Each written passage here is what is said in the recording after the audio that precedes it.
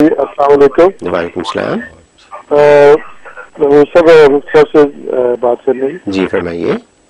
जी मैं आपको मरीज बात कर रहा हूँ, सब अशफाक अहमद बात कर रहा हूँ न्यूयॉर्क से। फरमाइए फरमाइए। जी मैंने सवाल ये पूछना था कि मैंने एक मसला था मामूली पाकिस्तान में हो गया था कि मेरी। आप अपना टीवी आहिस्ता कीजिए, फीडबैक आ रही है बहुत। हाँ जी टीवी मेरा अब ठीक है जी बेहतर है।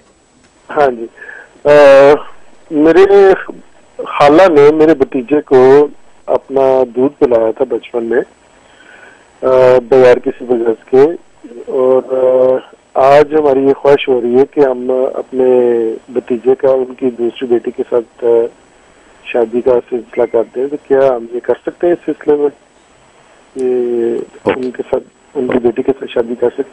ओके थैंक यू जी।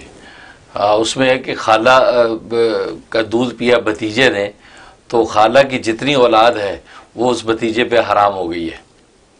खाला की और कोई बेटी है या और जो भी औलादें हैं वो उस बच्चे पर हराम हो गई कि जिसको दूध जो है ना खाला ने पिलाया है।